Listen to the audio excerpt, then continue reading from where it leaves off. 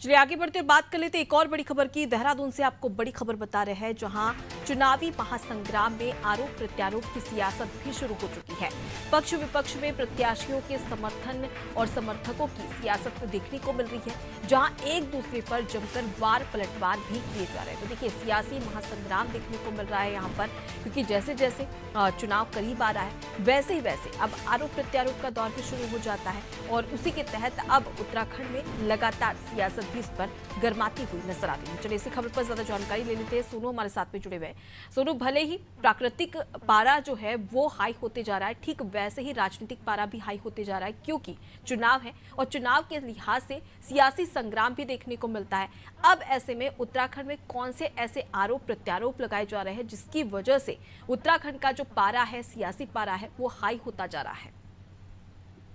देखिए, विपक्षी पार्टी की अगर हम बात करें, जो उत्तराखंड की मुख्य विपक्षी पार्टी है कांग्रेस के तमाम जो प्रत्याशी हैं वो राज्य सरकार की कमियां और जो सरकार ने फैसले लिए हैं उनमें कहां किस स्तर पर कमी रही है या उसका प्रभाव किस तरीके का जमीन पर असर नहीं कर रहा है,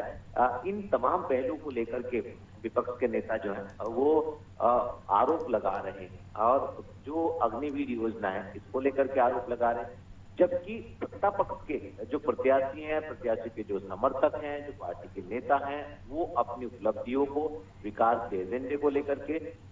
जो विपक्षी पार्टी के नेता हैं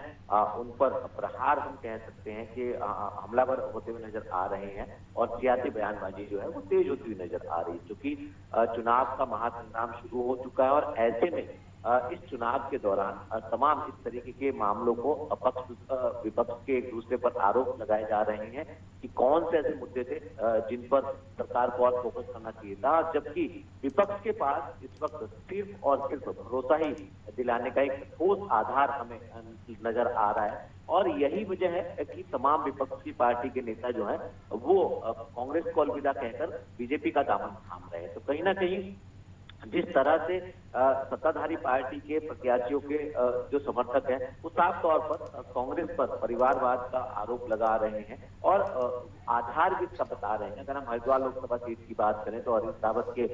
जो पुत्र हैं वीरेंद्र रावत, वो चुनावी मैदान में, और ऐसे में जहां केंद्र नेतृत्व बीजेपी का कांग्रेस पर परिवारवाद को लेकर के बयानबाजी अक्सर करता हुआ नजर आता है, तो वहीं अब उत्तराखंड में भी जो बीजेपी है उसको एक कांग्रेस के जो हरीश रावत है उनके पुत्र को प्रत्याशी बनाए जाने का एक आधार मिल गया है, और इसी को लेकर के आरोप लगाया जा रहा है। और ये सिर्फ दो मामले नहीं है, बल्कि इसके अलावा कई और ऐसे मामले हैं जिन मामलों को लेकर के विपक्ष के नेता सत्ता पक्ष के प्रत्याशियों पर और बीजेपी पर, जबकि जो सत्ता पक्ष के नेता हैं वो विपक्ष के प्रत्याशी। बिल्कुल, तब ऐसे में देखने वाली बात होगी कि सोनू, आगे किस प्रकार से आरोप प्रत्यारोप का यही सिलसिला गर्माता हुआ नजर आता है और जनता इस पर कितना सहमत हो पाती है। फिलहाल के लिए बहुत शुक्रिया तमाम जानकारी हम तक पहुंचाने के लिए। तो देखिए, चुनावी महासंग्राम पर एक बार फिर से सियासी घमासान देखने को मिल रहा है, क्योंकि आरोप प्रत्यारोप की राजनीति अब उत्तराखंड में एंट्री ले चुकी है, और जैसे चुनाव करीब आ रहा है वैसे ही आरोप प्रत्यारोप और इस पर सियासत जमकर देखने को मिल रही है।